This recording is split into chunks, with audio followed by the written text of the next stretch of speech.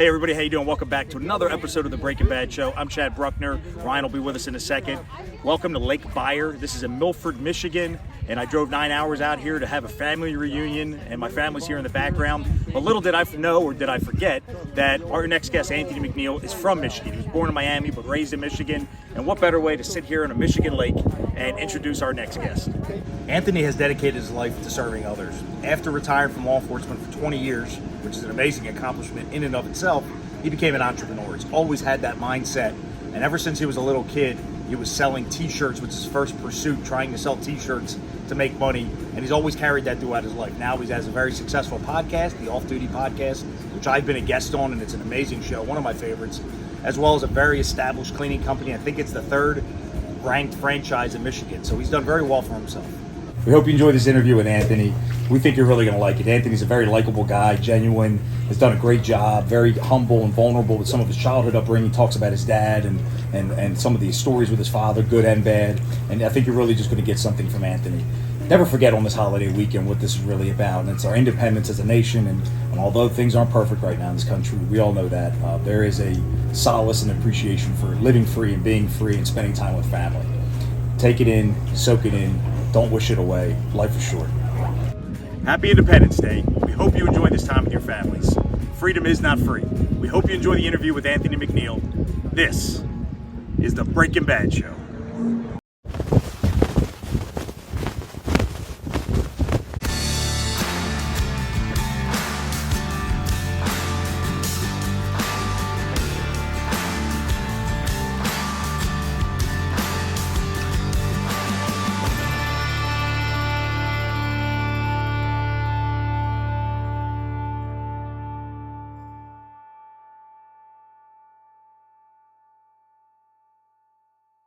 Hey, everybody. I'm Ryan.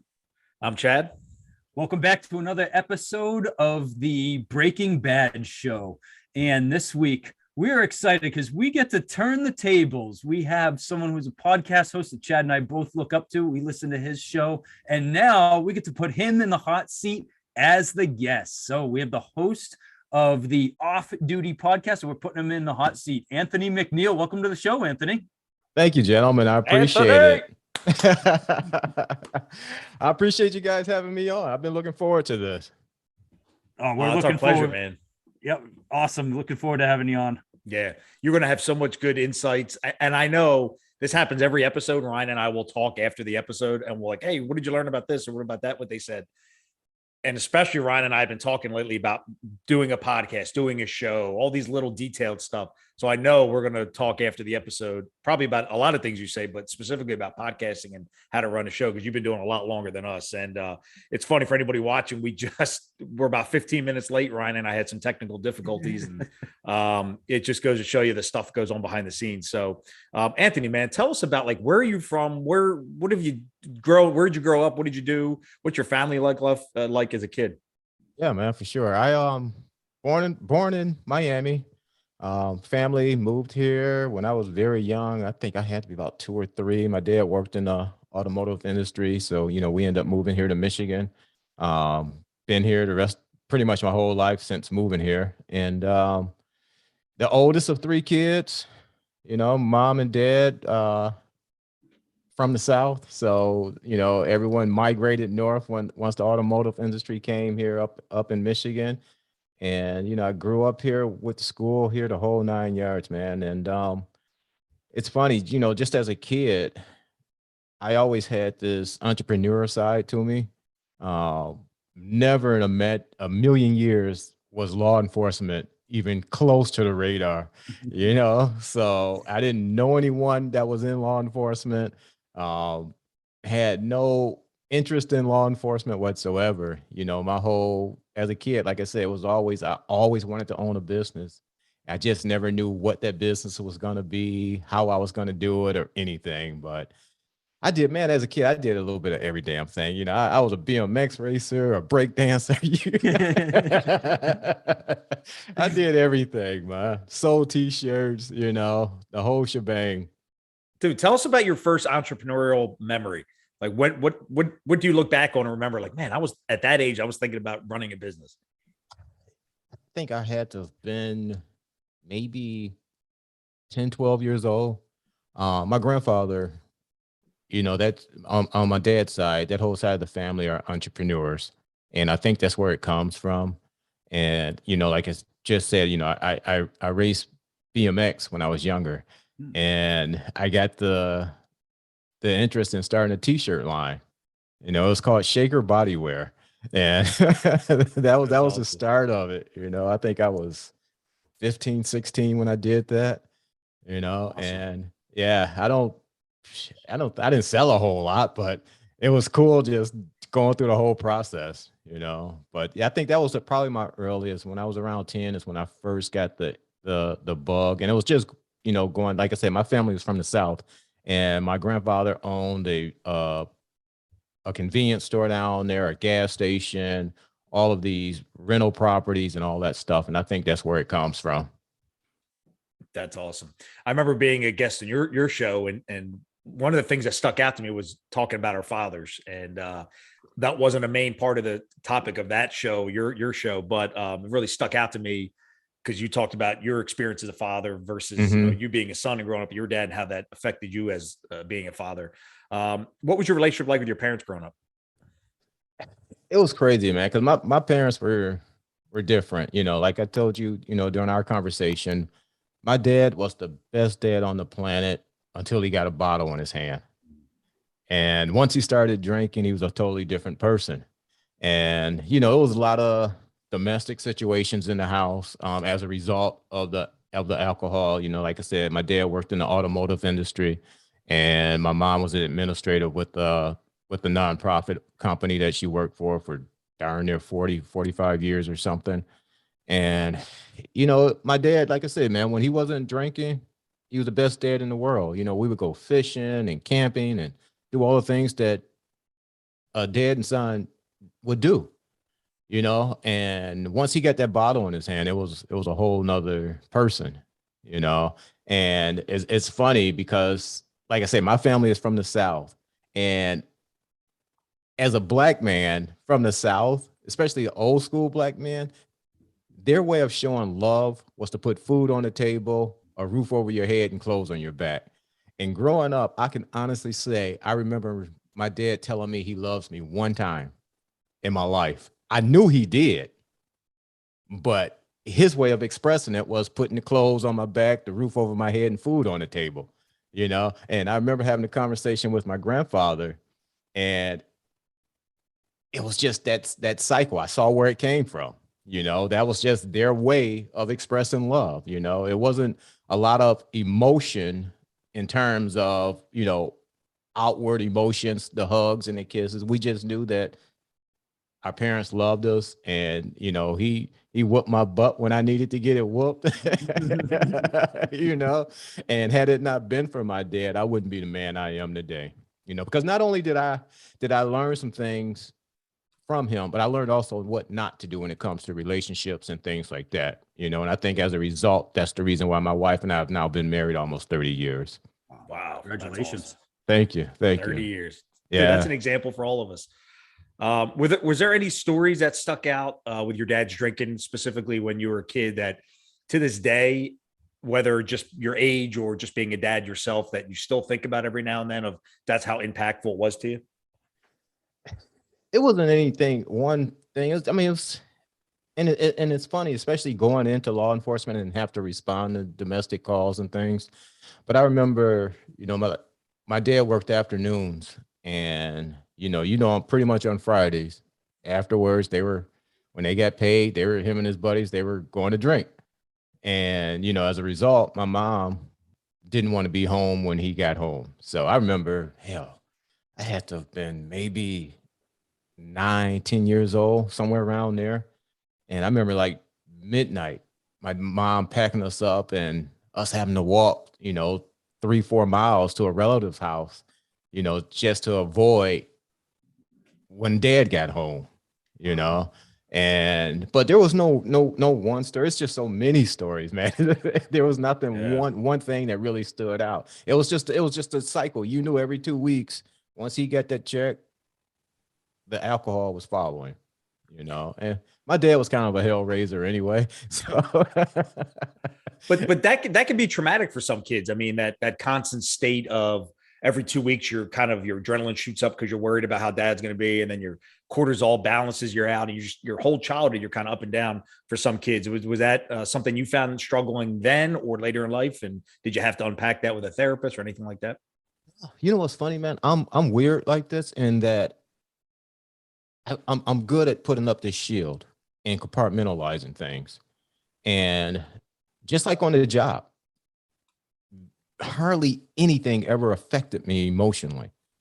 And I don't know if it's because all of that emotion was blocked and drained as a kid or what, but when my dad went through those episodes, I just, as a young kid, it just became normal to me.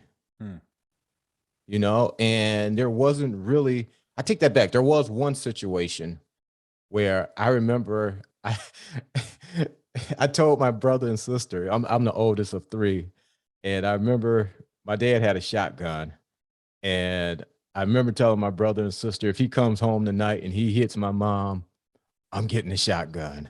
And I think I was maybe 13, 14 years old, you know, and of course I didn't get the shotgun, but because I probably got the shit knocked out of me, but had I done that. But no, man, it was just crazy, you know. And I think, like I said, when I went to domestics as a cop,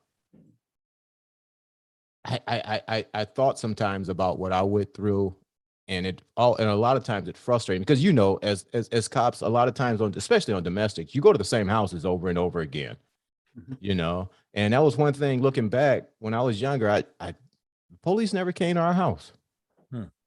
Never once did my mom ever call the police. And it was just a situation where they had to have been, I think my parents were married probably about 20 some years. And I think they finally separated and with their own ways when I was in the 9th grade, you know. And my dad passed at a young age. He was 44. And like I said, my dad was a hellraiser, man. When my parents separated, you know, he would end up going back down south with his family. And I remember getting a call from my uncles. You know, he had gotten drunk and flipped his car and walked away from it. You know, had he not been drunk, he probably wouldn't have made it, you know. But because he was drunk at the time when he flipped the car, you know, he walked away from it. But he ended up getting cancer and ended up passing when he was 44. And, you know, it's funny because when I went through the academy, I ended up starting the academy I think it was 3 days after he passed. And I remember we were running and I was ready to quit. I was like, I can't do this. I can't do this. And he popped in my head. He said, don't your ass dare quit. You know, don't you dare quit. You know, I didn't teach you to be a quitter, you know, and that's what helped get me through, man. You know, like I said, once he was a fantastic father until he got that damn bottle in his hand. It's weird. There's so many people that can't relate, and there's some people that can relate, but there's so many. If I'm giving my example of that those masks, those different personalities, but I have alcoholism in my inner circle. So I've seen how that can affect people. And it's crazy how different and how amazingly virtuous somebody can be until they're drinking. Then they're a complete animal monster. And it's scary to see because you don't know who the real person is. I mean, you want to believe, but it's scary to see. Was that triggering for you when you were a law enforcement, you know, going to these domestics, you know, having your own experience and maybe seeing your mom be victimized? Was that triggering for you, or did that make you better at your job? I think it made me better at my job because it gave me a level of compassion for you know, a lot of the callers and a lot of the situations. But you know, man, as you get into law enforcement, like I said, you start dealing with the same people over and over. And I remember going to one domestic call. We probably had dealt with this lady and her husband probably 5, 6 times that I can recall. And the last time I remember, he hit her so hard, she had a knot on her head that was the size of a fist. And when we went to court 3 months later, it was still there. And, you know, she kept trying to tell us that, you know, she fell down in the driveway and hit her head. But, you know, we know the story. And I remember having a conversation with her, and I told her, I said, he's going to kill you. He's going to kill you. And all of these material things that you're staying here for, none of that's going to matter because you're not going to be here to enjoy it. But there was nothing you could say to her, and she ended up staying with him, but it was just the same routine, over and over again. Now, at least once, twice a month, we were at their house, and God, if you don't mind, I'm going to jump in. I got a quick question, something that came up I wanted to touch on, and that's Anthony, man. So we hear so many people will almost take on the victim role, and they'll become the negative things in their life. Like you hear people, they're drunks, and my father was a drinker. They hit their wives, and their fathers hit their wives. But it seems with you that you said that my father was a great man. You seem to not pick up any of his negative traits, but you picked up his positive traits. Yeah. Now, what was it? Did you have a mentor beside your father, or someone who helped guide you, or was it always just something inside that you knew to follow all the good things that he did and not the bad? I think it was just something in me, I just knew that was something. And my wife and I had this conversation, because she always says, I don't like to discuss things and argue. And I say, that's a reason why, because I dealt with that as a kid growing up. I saw what it did to my parents, and then spending 20 years on the job and having to argue with people every day. The last thing you want to do when you get home is have an argument, Isn't that the truth? Yeah. So I think I just realized it was just something inside of me that knew that that's not how I wanted to have my life turn out, and I'm really good at, like I said, compartmentalizing things. And that was just a part that I just tucked over here and never wanted to revisit, Did you have any physical ailments or manifestations that came into your life physically to you as a result of your childhood? And maybe I'm confusing you, but my dad was a victim of childhood sexual and physical abuse, and his mother took his virginity. Just horrific things that I heard my whole life that I grew up with. So I heard all these stories from my dad, and he has severe heart disease, multiple heart attacks. And my whole childhood, we've been told that these conditions are genetic. We have to get screened, meaning his children. And all that, me and my siblings have gotten screened, and everything's turned out great. And what we're learning now is, with all the research and science, that seems to be that my dad's physical conditions, high cholesterol, heart disease, blocked arteries, all that is from years and years of childhood stress, adrenaline, cortisol shooting off because he's being victimized. And it actually manifested to physical medical conditions as an adult. Did you have any of that stuff, just seeing repeated trauma or intoxicated or domestic violence growing up? Oh man, like I said, I'm weird, dude. That was a long question for a short answer. I'm trying to outthink you, and this is not working. No. Like I said, I'm just built different when it comes to that kind of stuff. I know what I want, and I don't let things like that knock me off course.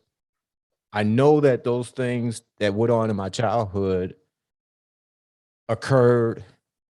I know it was something I never wanted to bring into my life as an adult.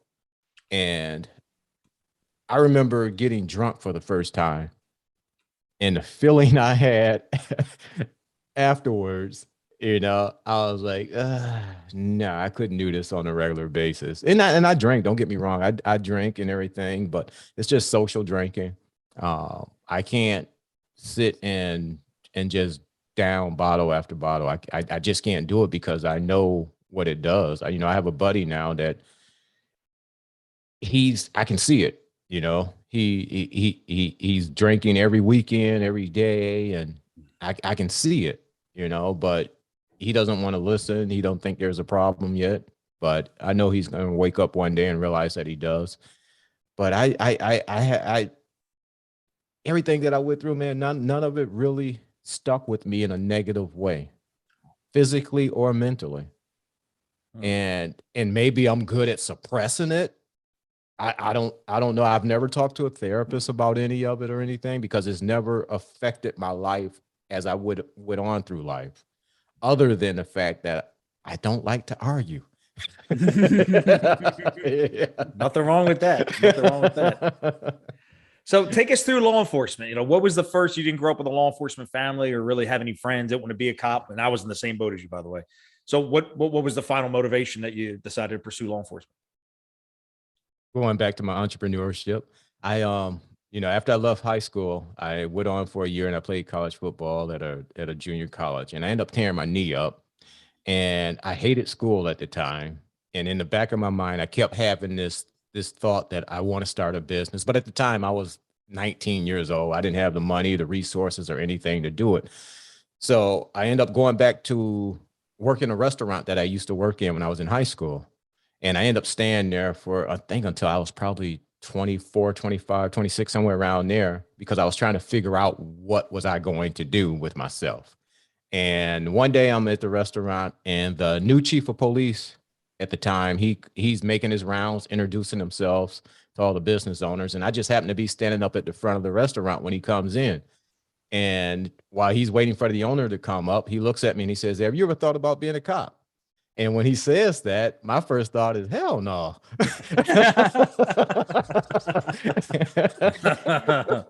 But then in the back of my mind, I'm saying, that's how I can get the money I need to start my business.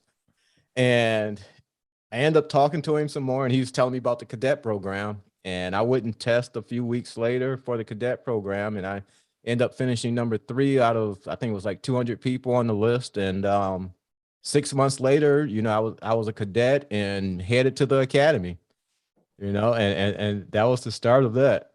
Isn't it crazy? If you're not working that day, then you're at work. If you're not standing at the front of the restaurant, then if he doesn't happen to walk in at that exact moment, like all these crazy things happen, and then he plants the seed into your head, and then it changes the next 20 years of your life. It's crazy how life works. Dude, let me tell you something. I am a firm believer that everything happens for a reason, good, bad, or otherwise. And I can share story after story after story that has happened to me personally that makes that will allow you to understand why I believe that so deeply. Well, give us your best one. That's why we're here, brother. Give us your best one. Well, getting back to the police thing, I in 93, right after my wife and I got married, I became very ill. And it was actually the day after we got back from our honeymoon. I started having a stomach ache. I thought it was just a stomach ache, so I blew it off. 7 days later, I was being rushed to the hospital, and they didn't think I was going to make it through the night. And turns out I had gangrene in my intestines. They didn't know what caused it. And I was in the hospital for 2 months or so. I make it through that. Don't understand how or why, but I was still here. Fast forward to 2008. My family and I are on vacation. We're loading up the car to head to the airport to head home. And all of a sudden, I just become really short of breath, and I'm sweating like I just ran a marathon.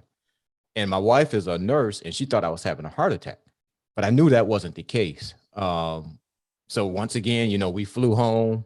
I went to work the next night, and while I was at work, I started having this excruciating pain in my leg. And I didn't remember hitting my leg or anything. I didn't know what it was, but I still had this shortness of breath. So I make a doctor's appointment. I go see my doctor a few days later, and thinking I had bronchitis or something, and he looks at my leg and he sees that I have a surface blood clot. And when he says that to me, I said, it's funny, doc, but my sister had a blood clot about 2-3 months ago. So he sends me down for an ultrasound, and I'm laying on the table, and the technician and I are just having small talk. And all of a sudden, right in the middle of the conversation, she says, "Uh-oh." I'm like, "Uh-oh, what? What the hell you mean, uh-oh?" And she says, "I'm sorry, Mr. McNeil, but that slipped out." And she says, "Have you been short of breath?" I said, "Yes." She says, "Well, we need to get you to the ER right now, sir. You have the largest blood clots I've ever seen." And it turns out I had blood clots in both legs that went from my hips down below my knees, and a 5-inch piece had broken off and entered my lungs. And that's why I was short of breath. And if you go back and you look at the numbers, most people that die from a PE, pulmonary embolus, usually it's about a 1/4-inch blood clot. I walked around for almost a week with a 5-inch long blood clot in my lungs, which should have killed me. Crazy. Yeah. And it's funny because to this day, my doctor always teases me and tells me I have 9 lives. you know, but as a result of that, I was put on blood thinners because it turned out it was a hereditary condition that I got from my dad. I was put on blood thinners. And as a result of being on the blood thinners, I was no longer allowed to work the road. So the department forced me to go inside and work the front desk. But here's where I say everything happens for a reason. I went through all of that illness and everything. Shortly after I got on the desk, I started noticing something. Parents would bring their kids in to have me talk to them all the time because the kids were being unruly or whatever. And this would go on 2-3 times a week. And I was on the desk for 5 years, the last 5 years of my career, and I absolutely hated it. That's the one time in my career that it actually changed me as a person. I became very mean and nasty. I did not like being there. Because it was something that I was forced to do. About 8-9 months before I retired, a lady comes in with her 12-year-old son, and she's all up in arms and she's yelling. He's staying here. He's not coming home with me. He hits my mom, my mother, and all this stuff. And I was having a bad day. So I took this young man aside and I looked at him and I said, "Hit me." And he clenches his fist and starts crying. And I got right in his face and I go, "What are you crying for? You were a man when you was punching on your mother and your grandmother. Now you got a man in your face. Hit me and I'm gonna wear your ass out." you know?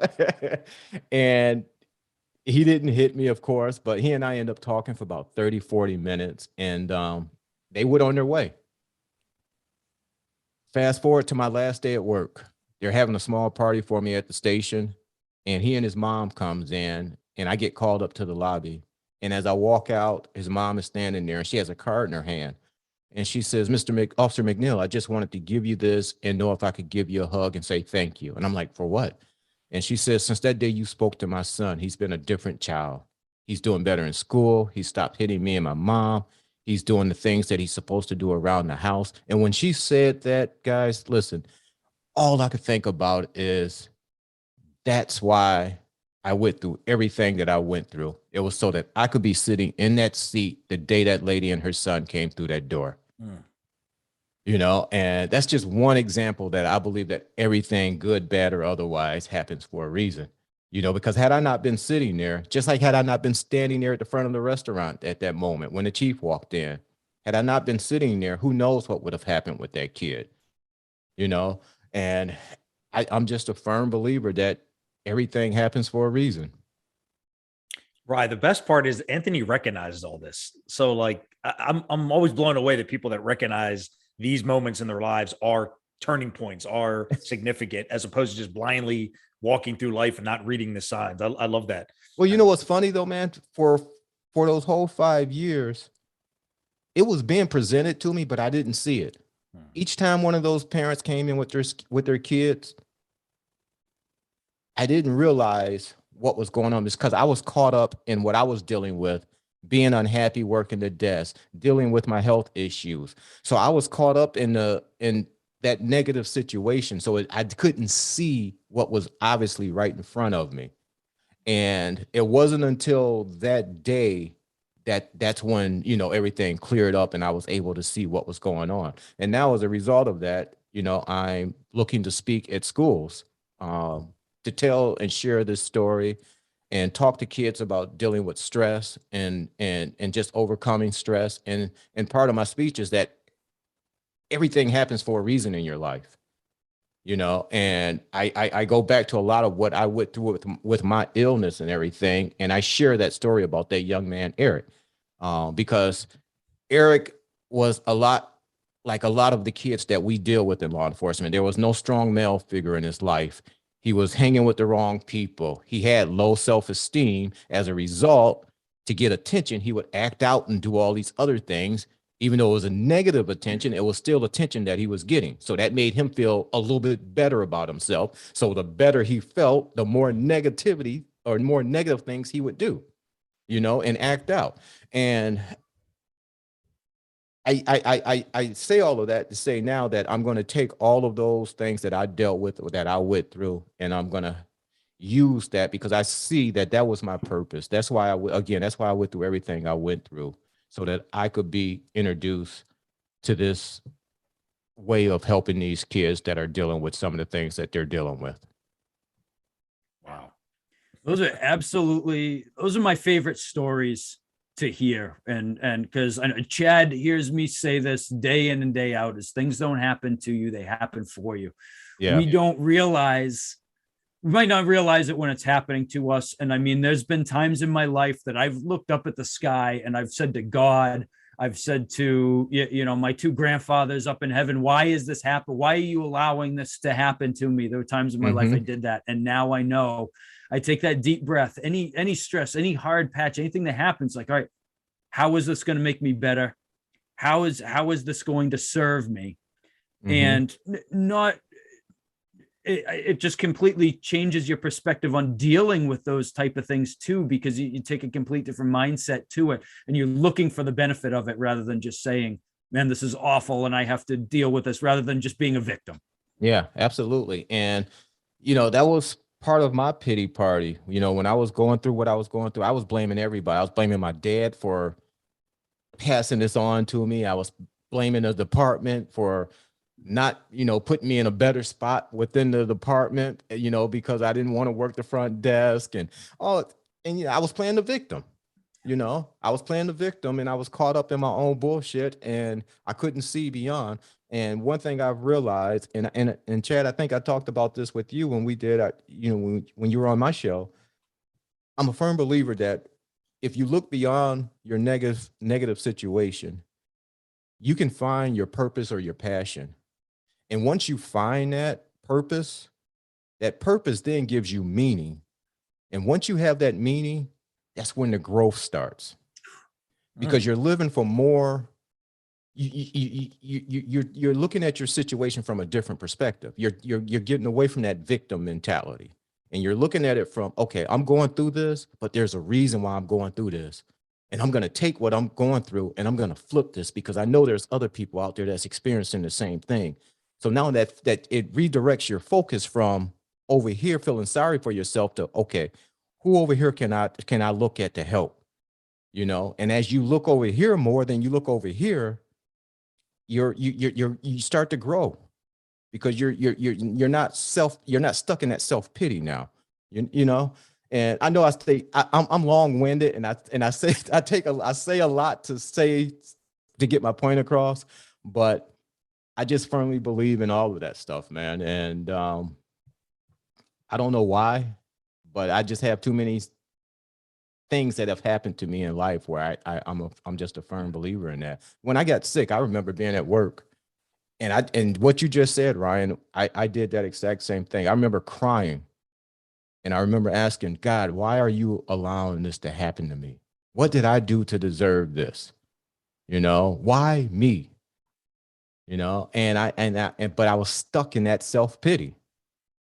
And to me, everything that happens to us is just a testimony for someone else that's coming behind us. And it's just a matter of just shifting your perspective and the way you view things. And that's hard to do when you're going through shit. Wow. That's hard to do when you're stuck in the middle of it, because all you can see is what's right here. And it takes a lot to look over that wall and see beyond. So everyone, all of our listeners, right now, you got to pause, you got to rewind, and you got to listen to that again, because that's going to be the best 5 minutes of what you're going to hear for a long time. And that was awesome. And I agree 110%. And you're exactly right. I think that's what's brought a real calm to my life, is that when you're in the weeds, like you said, it's tough to see over and see out. Yeah. But when you start to apply that mindset and you look at, there's so many things, some of the worst things that have happened to me in my life, and I'm not going to sit here and say that I've had an awful life. I've been blessed with a fantastic life, but the worst things that have happened to me that have made me say those things, I look back and I can see how they built me into who I am today and made me better along the way. And when you can bring that mindset into your life, it makes it easier in the times that you are in the weeds. It makes it easier. You get that experience to be able to pull yourself, to drag yourself up to the corner, at the edge of that wall, out of those weeds, to be able to see over and be able to realize and find how it's serving you and move forward. For sure. And I contribute my, and this is going to sound funny, but I contribute my way of thinking going back to, again, the entrepreneurship, because I was introduced to network marketing at a young age. And part of that is reading positive thinking books and motivational things. And I think that helped me get that frame of mind and learning how to shift my brain when I need to, you know. And man, when you really think about it, life is just so simple. It's just this thing between our ears is so powerful. And if people learn how to program it and use it as a tool to help themselves, the world would be so much better, because people would be able to get themselves out of their own way and just open up doors. I just had a conversation with a friend of mine. We were at a graduation party Saturday, 2 days ago, and we were on a golf trip last summer, and all he did was complain about his job. The guy makes well over 6 figures in his job, but the stress put on him is just ridiculous. All he kept talking about was that he wanted out, but he couldn't. And I just learned that he finally gave up the job. And I saw him at this party, and he had put on a lot of weight.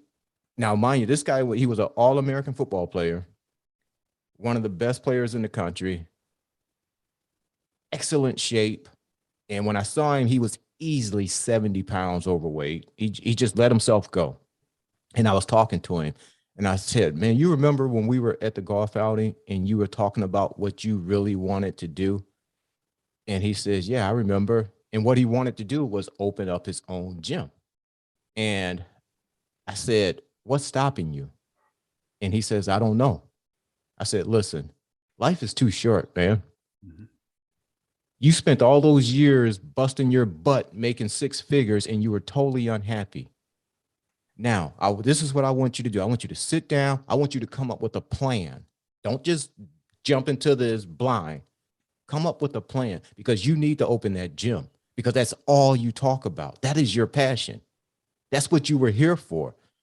Use that. Oh, your story is incredible. What you went through with your job was incredible. Use that to benefit and help some of these other people, and get that gym and go do your thing. I said, life is too fucking short, dude, to not do it, you know? And he looked at me and he says, you're right. You're absolutely right. And I said, now don't do it blindly.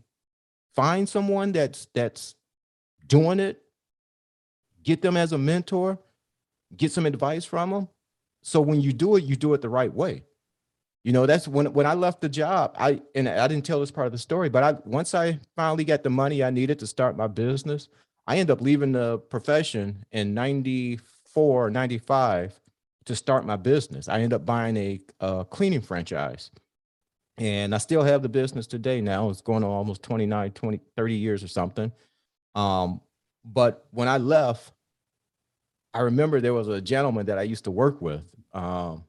We called him the quote department asshole, and and he was extremely unhappy. And when I was leaving, you know, a bunch of people I got together, and they had a going away party for me, and he showed up, and, you know, he had started drinking a little too much, and he came over to me and he says, Tony, I just want to let you know that I'm very envious of you. And I said, why is that? He says, because you're doing something I wish I could do. You're walking away from the security of this job. And I says, Dan, if I don't take a chance, then I'll never grow. My family will never grow. I mean, I love what I do here as a police officer, but this is a part of me that has been in me for years, and I have to pursue it. You know, and everyone's telling me you're crazy giving up your pension and your security and all that stuff. But for me, no guts, no glory. And I end up leaving. And the business, like I said, I'm the number 3 franchisee in the state right now, you know, and it's blessed me and my family, you know. Financially, I couldn't imagine ever doing the things that we've been able to do had I not done this, you know. And the great thing is, after about 15 months, the chief called me and asked me to come back to work. So I was able to go back and finish my time, you know, with the department. So, but you know, if you're out there and you're listening, whatever it is you want to do, life is not promised, you know, to us tomorrow. Go freaking do it. Go do it, because you just do not know. Oh, man, you got me fired up. I couldn't even sit down anymore. Dude, I'm going to fly you up and you can live with me and you can just pick me up sometimes. Man, that was... I was sitting there saying, I need to pick my mic up and just drop it. No, you know what it is, Anthony? And do you prefer Tony or... I mean, I've always Tony's called you fine. Tony, Yeah, okay. Anthony's either one. Tony, Ryan and I talk to police officers just like you do frequently, often, daily. And I would say the ones that want to leave, the number one thing I hear, and it's just the simple, I can't do it, or I don't have the resources, or I'm not smart enough, and we've all been in those moments. But dude, I detect 0% insecurity in you. And it's like, yes, just go do it. Life is short. Go try it. You might fail, but you're going to learn through the way. Bro, I've failed at so many things. It's not even funny, but I don't look at failure as failure. I look at it as a lesson. And I've learned plenty of lessons over my life, trust me, because I had failed at so many things, you know, but I've also succeeded at a lot of things. And I try not to go into things blind. You know, when I started my janitorial business, I knew that I did not have the knowledge or the resources to compete with the big companies. So for me, it was a situation of why reinvent the wheel? There's a company out there that has already laid the groundwork. All you have to do is plug into it and follow it, you know? So I did that, and it lessened my risk. You know, I still had to put in the work and the sacrifice to make it happen, but it gave me a blueprint to follow. I didn't have to reinvent the wheel.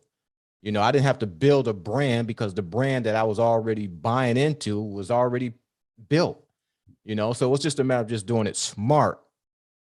And that's what I tell everyone. If you're going to do something for the first time, try to educate yourself as much as possible and don't just go into it blind, because if there is a way that you can do it, and I don't want to say take a shortcut, but that can minimize your exposure and your and increase your chance of success, then do it. And the best way I found to do that is to find someone that has already done what you're trying to do. You know, why walk through the landfill, you know, when you don't have to, you know, when you can let others go through and get blown up and they can tell you which way not to go. Think smarter, not harder. Yeah, exactly.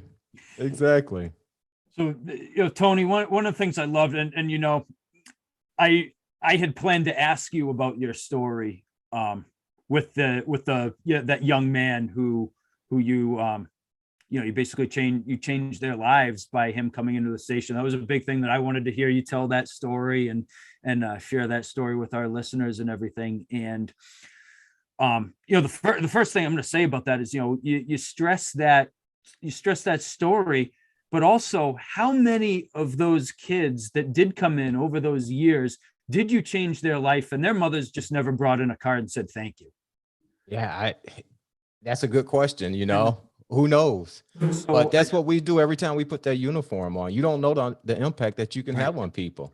One of my favorite things to say, and I'd always say this on the job, especially, you know, if one of the sergeant or whatever, the lieutenant said, "Boy, what have you guys been doing today? Awfully slow, awfully quiet on the radio," you know, things like that. I'd always say, "Sarge, you cannot put a statistic on the crime that I prevent." Exactly. that was one of my favorite sayings. I wish I would have used that. That's a good one. Exactly. You know, but I believe this, man. I believe that in law enforcement, every interaction leaves an impression. Yes. Good, bad, or otherwise. You know, and That's an interesting question, because I don't know the answer to it. How many of those kids' lives were affected, And had that lady not come in, I probably, I wouldn't have known the outcome of that situation. But I don't need to know. Just as long as I know that I'm doing my part, the numbers will take care of themselves. Not everyone's going to change and will do, the right things like this young man did. But just like I was in the right place at the right time, it was the right time for him. Yep. It was the right time for him to make changes, yep. Because I'm sure a number of those kids that I talked to probably could care less. Yep. They probably went in one ear and out the other because their time wasn't right. But hopefully that path that's laid out for them, somewhere along that path, they will come to that detour sign and make take the right path. One of my favorite things to say, and I know we've touched on this already, but no matter where we are in our lives, we are always exactly where we are supposed to be at that moment, at any given moment. Now it's on us that we make the most of that and we make the positive effect on someone. Mm-hmm. It's also up to us to listen. Yeah. And to be aware of what's being presented to us to be able to make that change as well. Absolutely. Absolutely. I agree with that 100%. And that comes back to just self-awareness. Sometimes you have to step outside of yourself and look at things from a different perspective, because again, I can't say it enough. When you're in the middle of shit, it's hard to see beyond that. Mm-hmm. It is really hard. So, when you're having those moments, that's all you're consumed with, but for me, I deal with it. I have my moments, but then I step back and I look at it and say, okay, why is this happening? What can I get from this? How can I fix this? What can I learn from this? And at some point you have to do that in every situation, because if you don't, you're just going to stay stuck. And unfortunately in our society today, that's where a lot of people stay. Because I have a family member who loves playing the fucking victim. And I tell them over and over again, stop being the victim. Stop acting like you are the victim of everything. You're in your situation because of you. No one else has done this to you. Okay, yeah, bad things have happened to you. They happen to all of us. But the way you respond to them, that's what keeps you where you're at. And until you decide to change that, you're never moving forward. Simple as that. But they like being the victim, so you got to make that mindset shift. Yeah. So Anthony, I know you got a lot of things going on right now. So you mentioned that you're doing some speaking with kids and at schools, mm-hmm. and we also know that you have the off-duty podcast. Yep. And you also have your first responder network that you have as well. So tell us a little bit about that and what your plans are, what your goals are going forward. Yeah, the podcast itself, I started in 2020.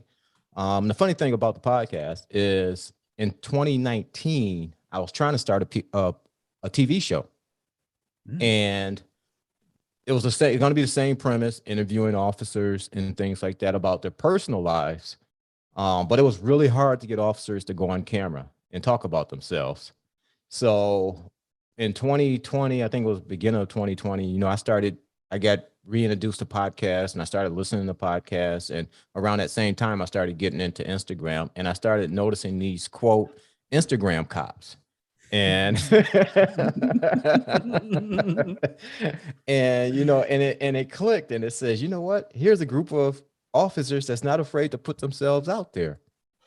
Let me look at this podcast thing and talk to these people. They were obviously willing to talk about themselves and open up about themselves. And that's where the podcast was born from. And, once I started doing it, I wanted the podcast to be different from other law enforcement podcasts. And my catchphrase or tagline, if you will, is that it's the law enforcement podcast that's about the people, not about policies, politics, and tactics. And I try to focus on that. And that's like when you go to my social media, you don't see me. You see the men and women of the profession, because it's not about me. And, you know, it's not about me. Yeah, I can get on there and make videos and take pictures of myself and all that stuff, but it's not about me. It's about keeping the focus on the men and women of the profession. And for those that have not listened to my podcast before, as Ryan and Chad said, you know, my podcast is different. I have different segments of the show, and each segment does have a purpose, and that purpose is to allow you to see a side of the person being interviewed from a perspective, or learn a little bit about them that you wouldn't ordinarily have an opportunity to learn. And I do that through different methods by asking different questions, off the wall questions, and they sound silly and things like that, but they do serve a purpose, because it kind of gives you a little bit of an insight into the person and their response. And, you know, probably about a year ago, I started noticing that a lot of big podcasters were starting to form these podcast networks. And I said, hey, man, that's a great idea. You know, I want to join a network. But I started looking, and there was none for first responders or law enforcement. So I said, what the hell? Let me start one. And in true entrepreneur form. Exactly. I see a problem, I'm going to fix it. And so I ended up starting the Everyday Heroes Podcast Network it's probably been just under a year now. And right now there are, I think, 11 shows in the network, a few law enforcement, a couple of firefighter wives, a couple of nurses, a couple of mental health experts, firefighters, and I'm still trying to get a military show to join. I haven't found a good military show, but the whole point of it was to make money from this. Mm-hmm. And bringing all of these shows together to bring on sponsors and things like that, pooling all of our numbers together so that we could approach sponsorship companies and sponsors and things like that, and allow everyone to monitor. Because as you guys know, it's a lot of work goes into making these episodes. People think it's easy just to get on, you just talk and you upload the files and all that stuff, but it's a lot of time and effort that goes into doing this. And, you know, the big picture with the network is to eventually get everyone to start making some money, hiring editors and things like that, so all of the hosts can just focus on making content, not having to worry about editing and all of that other stuff. But it's still in the works. You know, it's not where I want it to be, not even close to where I want it to be, but it's still in the works. Hey, maybe we can do something together, man, because that sounds like a great network to be a part of. And yeah, Chad loves it, because I gotta give my kudos, because for those of you that don't know, Chad does do all of our editing, all of our video stuff and everything. And you know, just shout out to Chad for managing all of that and taking care of all that. He does an amazing job, and you know, he puts it out, and I feel like I'm just the buffoon kind of tagging along, because Chad's doing all the production Teamwork, stuff, brother. There you go, Chad. There you go. Yeah, it's a lot of work, and honestly, Anthony, I what I love about your show is, and you said this, and Ryan and I have the same belief. We wanted to be a little different. Different is good. Different is being original. Different is being yourself and your personality. There's nothing wrong with being different. Mm-hmm. Well, sometimes people are like, "Oh, you're trying to be different. You're trying to go against the grain." That's a good thing. We should all be unique. But what I love about your show, man, is you can tell you're trying to be different. You can tell you want to be niche. You want to be, you want to distinguish yourself. Your segments are awesome. They're structured. They're detailed. They're fun. They're entertaining. I mean, all the things you're doing is a huge influence on Ryan and I. And I don't say that just to say it. I mean, your show is a great show, and keep up the great work, man. Thank you, man. The thing that I love is because we're in a time where law enforcement is changing right now. We can't deny that. It's not the same as it was 5 years ago. It's definitely not the same as it was, you know, when you were a police officer. When Chad and I just started, I mean, I can remember seeing the shift just in my time in law enforcement. I couldn't believe it. Mm-hmm. I think even it attracts people in the community as well to the show. We want to see our police officers that are out there as the people that they are. So before it was, well, that guy's the police officer. We believe that he's just, you know, this uptight, follow the law by the book, you know, robot type of law enforcement officer. So many things that we do, and your show, it shows the police officer as the person. It shows, listen, I'm a human being that has regular likes or regular struggles. I'm just like you. I just put on this blue, I used to call it my blue costume or my blue Batman suit that I wore to work every day. Yeah. Underneath the badge and the uniform, I'm just like you. Yeah, absolutely. And we're all just people.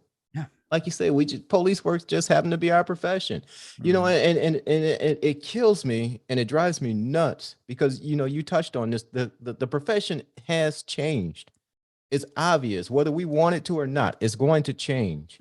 We cannot continue to do things the way we used to do them in this profession. And it drives me nuts when I invite someone onto the show and they say to me that they have to get their department's permission. I'm like, why do you need your department's permission to talk about you? We're not going to even talk about the name of your department. It doesn't even come up. Okay. So true. That's a good point. So why do you need your department's permission to talk about you in your life? You know, and that drives me nuts when people. But you know, a lot of agencies create that mantra, that control. You know, so even though you're right, you don't need that. I feel like, you know, I'm thinking if I was at my agency and I want to come on and do a podcast when I was active duty, I probably would have had the same trepidation because culturally it was just leadership wasn't strong, a little vindictive. So I can understand psychologically why cops wouldn't do it. So that's what we need to change. Yeah. Yeah. And like, again, whether we want it to or not, the profession has changed. It's going in a direction where we have to build that bridge. Yep. You know, people don't want to see the old, like Ryan said, the old guy just driving around in his patrol car all day, not speaking to anybody. Those days are gone. You know, they want to see you out there interacting in the community. They want to see you talking to people and just being part of the community, you know, as opposed to just someone just there to arrest and write tickets and things like that. And you can see as younger people come into the profession that are more into social media and things like that, you can see that starting to change. Like at my old department, we have a younger chief now, and I don't think he's a millennial. He made what's above a millennial? Generation Gen X, right? Yeah. But you can tell that, you know, he's into the social media thing, and it shows in the community output that he has the officers doing. You know, the involvement with the community is like I've never seen it before at my department, you know, and that's where the profession is headed. And until we get rid of a lot of the dinosaurs in the profession, you know, I don't think that's going to become the norm. You know, because guys get in and they don't want to leave, but until we get some of those guys out and start changing the mindset, I don't think that, you know, you'll see that fully get taken up, you know, in a lot of places, but it needs to happen. No doubt. Man, what an awesome talk, Anthony. I mean, this is an awesome show. We talked about so many great things. You know, this is definitely an episode that I know Chad and I are going to go back. We're going to listen to it for ourselves to take notes. And I mean, this is one of people are going to want to listen to again, to take a deep dive into some of the stuff that you shared. It's some amazing things. Right. And if I got to take away, I'm sorry to interrupt you, but you know me, I love interrupting you sometimes. I feel like some of the feedback we get or some of the thoughts people have is I can't do that, or that's not me, or that's not applicable. There is nothing that Anthony said today that is hard. That is, you need a degree, that you have to be rich. I mean, nothing. Yeah. It's literally just sitting here and saying, I control my thoughts. I control my actions. I'm going to be accountable for this, and watch your life take off. It's amazing what mindset and courage. Yeah. Absolutely. Yeah. Like I said, man, that space between our ears is amazing. You know, it's a very powerful muscle up there, and just like any other muscle, you know, we have to work it, you know, and if you can either sit on the couch and let it go to waste, or you can put it to good use.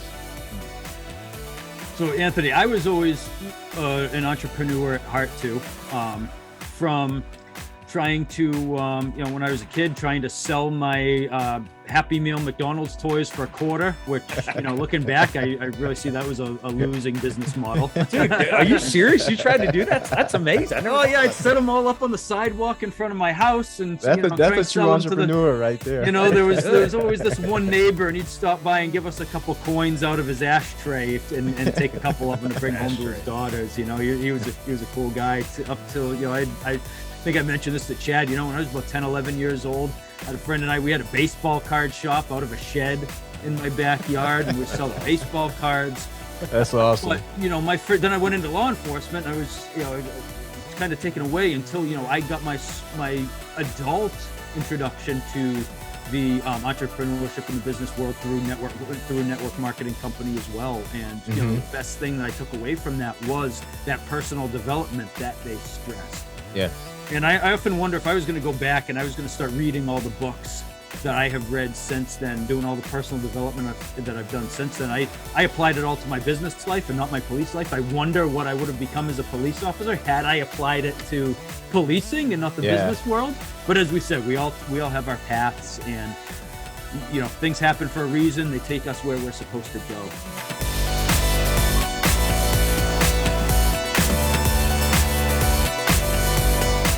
What's one of your favorite books that you've read that has been a big influence on you in your life? How to Win Friends and Influence People. Nice. I mean, that book, if you ever want to know how to sell, how to just talk to people. And one of the biggest things I learned from that book was people like to talk about themselves, and like I have my daughter, my youngest daughter, she's very shy. And both of my kids always tell me every time we go out, I'm always making friends. I said, it's not that I'm making friends. I just allow people to talk about themselves because that's what people are interested in, And I just have 5 questions I need to ask: who, what, when, where, how. Who are you? What do you do? Where you live? People will tell you everything. And once you do that, then you can build upon that and build that connection deeper, But to initially kick it off, that book was a great book for me. I really enjoyed reading it. Yep, I read that book as well. It's back here in my library. It's a keeper, and you saying that it makes me want to go back and revisit it again. It's been several years since I've read it, but one of the biggest skills and some of the most valuable books that I've read have been on asking questions and listening. And it's a constant skill that I'm constantly working to develop, constantly working to get better at. And you're exactly right. That amazing book to read. Yeah, you just reminded me of another story about listening. And I was a hostage negotiator. And no way. Yeah, in my last week at work, we had a gentleman that got arrested. He was a pretty big dude. He was bipolar and everything. And they put him in the tank with some of the other guys that were arrested that night, and he started causing problems, so they had to put him back in isolation. They put him back there. He wanted to flood the toilets and all this stuff. So my lieutenant, who was my SWAT lieutenant at the time, CERT as they call it now, he says, we need to get this guy, extract this guy out of the cell. You want to go up and talk to him? So I said, sure. So as I get off the elevator, there was a young officer that was going to be taking my place as a negotiator once I retired. And he's wearing black leather gloves and he has a taser in his hand.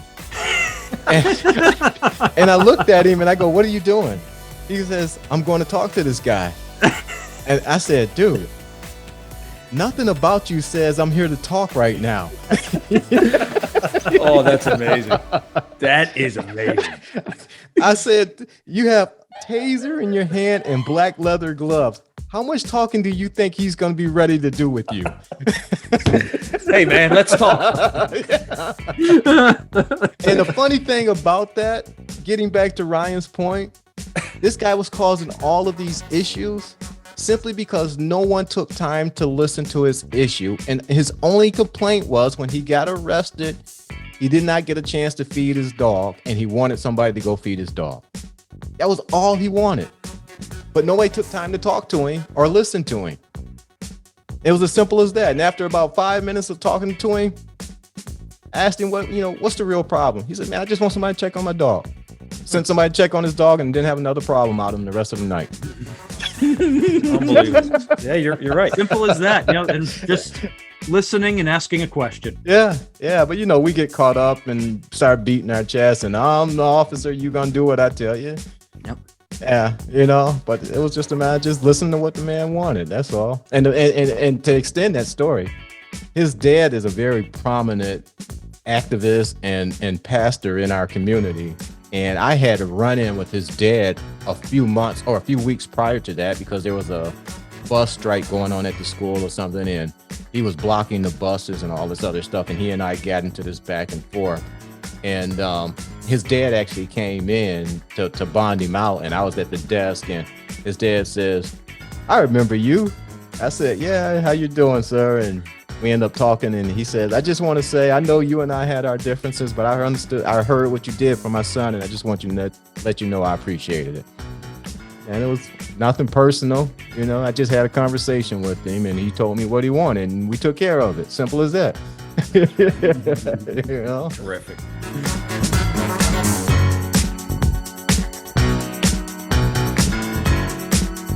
Now, if you've listened to the show before, Anthony, we've got a similar segment, and Chad's going to rapid fire some questions. Oh, he's got them up. He's got it ready.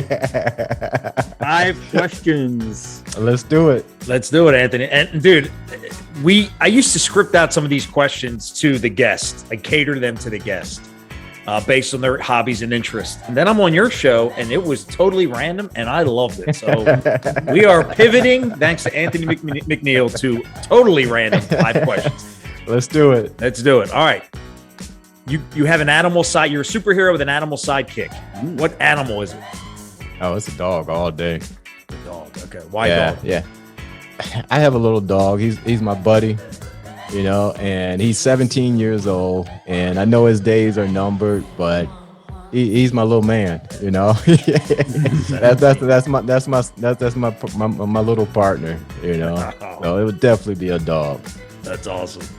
All right, I give you a lamp, you rub it, genie comes out, you get 3 wishes. What are your 3 wishes? PXG golf clubs. That's Anybody that plays golf and knows about those golf clubs, you understand why I say that, because one club can cost $1,000. So, to get rid of this blood clotting disorder that I have.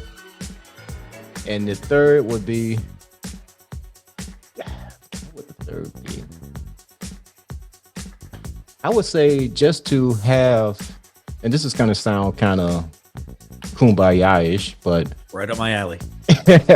But I would say to bring this country and this world together and realize that this division that's going on is happening for a reason. Please open your eyes and see what's going on. Because at the end of the day, we're all Americans first. And I always say, I wish I can go back. I wish every day could be September 12th. Think about September 12th. We were one country. It was amazing. Yeah. Yes. And think about what's happened. And not to make this political, but think about what's happened since then. We've had people that have learned how to use social media and other platforms for their own benefits, to manipulate and divide, and for 2 reasons: to empower themselves longer and to enrich themselves. The only 2 reasons. Yeah, you're and right. We fall for it every day. We do. We are gullible residents right now. Yeah. But those would be my 3 my 3 wishes. I like it. Man. I love that third wish, man, because that, that's it's selfless too. Yeah. That'd benefit everybody's life. Exactly. Yeah. I love it. All right, Anthony, superpower. What would it be if you have a superpower? Oh, read minds. Absolutely, read minds. I never thought about that one. That's a good one. Only because I can stay a couple steps ahead. That's all. Oh yeah, that's good. Dude, I never thought about that. That might be. I always say invisible, but that would be cool too. Oh Because you really like when the backdoor conversations are going, right? It's kind of like Yeah. reading minds. You can be in there and listen to what they're really saying. But you're right. You don't even need to be invisible if you can read minds. Right. See, that's I'm surprised you've never thought of that, because that's always been mine too. Would definitely be read minds. Yeah, because you can really get the real thoughts of what they want to say. you Yeah. know? No, that's good.